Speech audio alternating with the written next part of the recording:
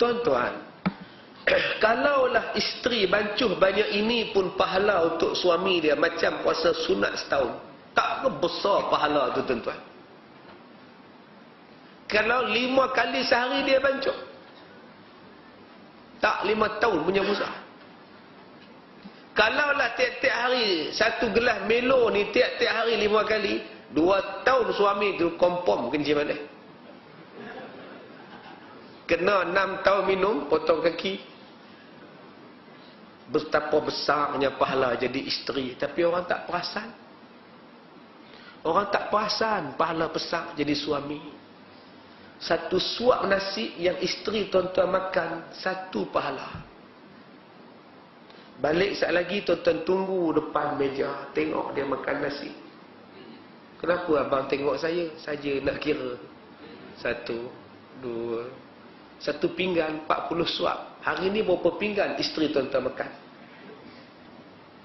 Nasi tengah hari tadi 2 pinggan, sarapan pagi tadi 2 pinggan, petang tadi 2 pinggan, malam nanti 2 pinggan, sebelum tidur 2 pinggan, 10 pinggan, darab dengan 40, 400 pahala.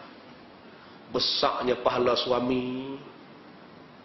Bayangkan itu kalau seorang isteri, kalau kali 4. Menyampah aku tengok ustaz ni. Bayang tengok kalau 1 isteri sehari 400 pahala. Pahala makan saja. Bayangkan pahala-pahala lain.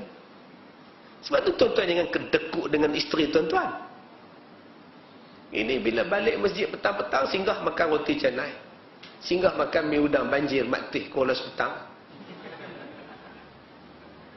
Tuan-tuan belanja kawan-kawan makan, tapi tuan-tuan tak pernah membawa balik pada isteri tuan-tuan. Tuan-tuan bukan suami yang baik.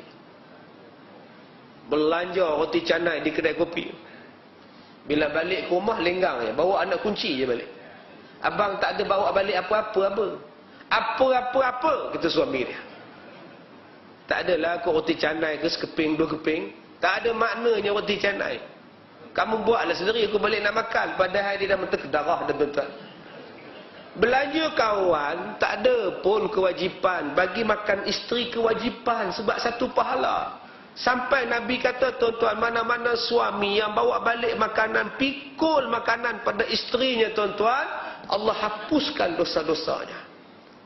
Untung jadi suami ni, untung ada anak.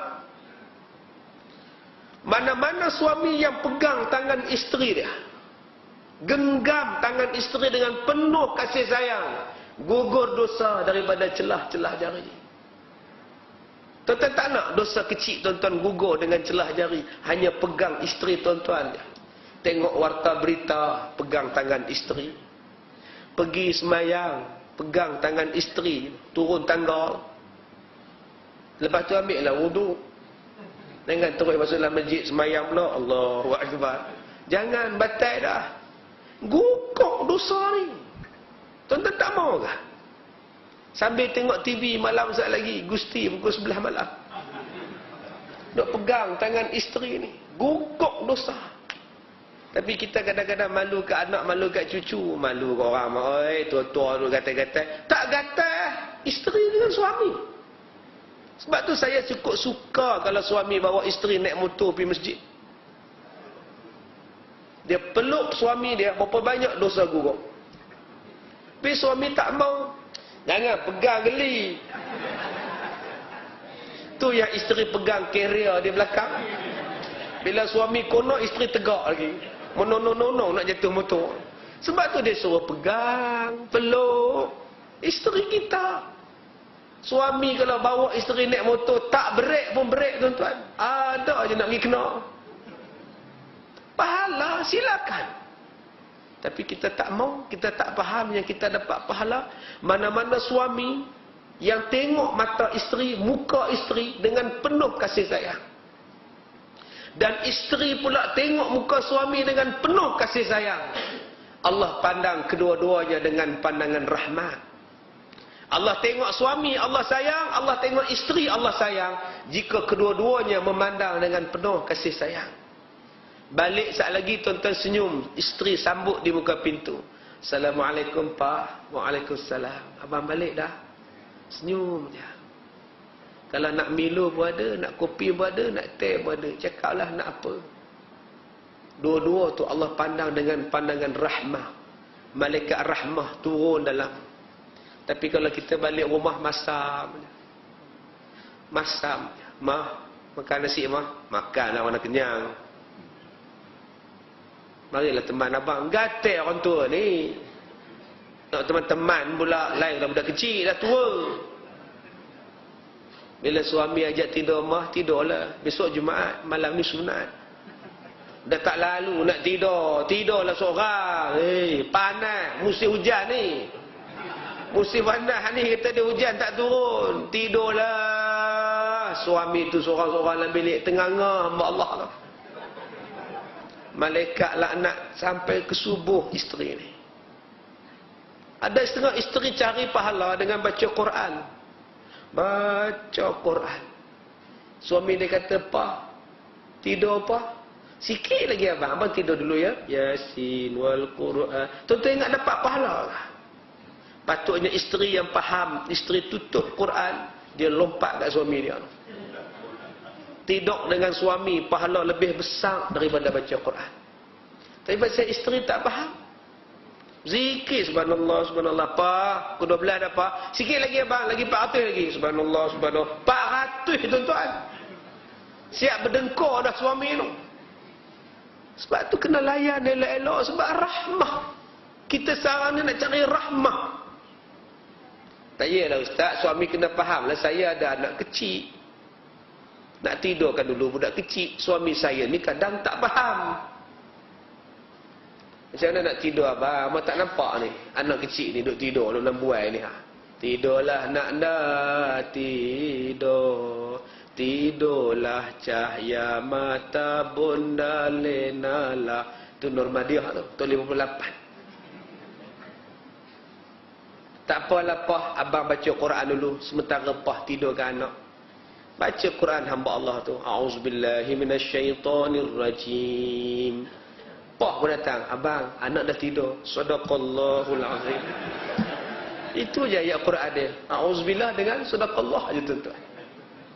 Jadi kalau kita faham sungguh-sungguh kelebihan jadi suami, kelebihan jadi isteri ni tuan-tuan seronok. Tambah dapat anak. Akak-akak melahirkan anak tu pahala dia macam mengerjakan haji dan umrah. Masya Allah. Duit tak ada nak pergi umrah haji. Tapi kakak-kakak dapat pahala pergi haji. Bersalin anak seorang. Yang mana boleh bersalin? Salinlah. Yang mana boleh mengandung lagi? Mengandunglah. 10 anak, 8 anak, pahala je macam haji dan umrah. Siapa nak bagi tuan-tuan? Anak yang lahir itu tak ada dosa. Begitu juga dengan ibunya tak ada dosa.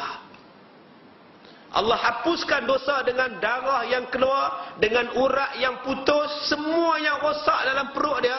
Allah hapuskan, Allah gantikan dengan dihapuskan dosa-dosa dan dinaikkan darjat isteri-isteri yang mengandung dan melahirkan anak ini.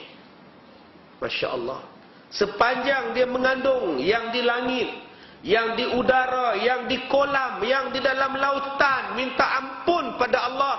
Ya Allah, ampunkanlah isteri itu. Isteri itu taat, dia mengandung kerana Engkau ya Allah. Dia lalu dekat kolam, kolam doa pada dia. Dia lalu bawah burung, burung doa pada dia.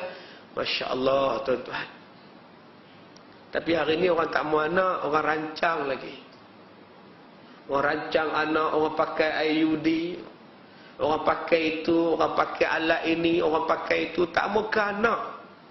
Sedangkan Nabi Muhammad berbangga dengan siapa yang banyak anak. Dan di hari kiamat Nabi bangga dengan umat Nabi yang banyak umatnya. Tuan-tuan dirahmati Allah.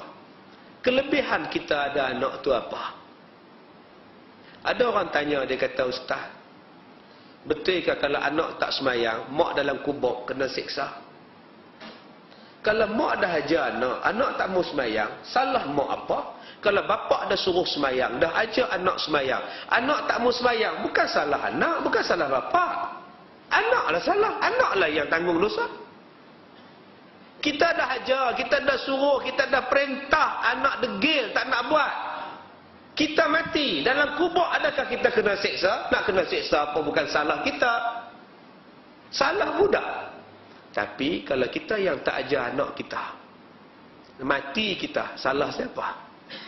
Dia salah, kita pun bersalah. Sebab kita tidak memberikan pendidikan yang betul pada anak kita.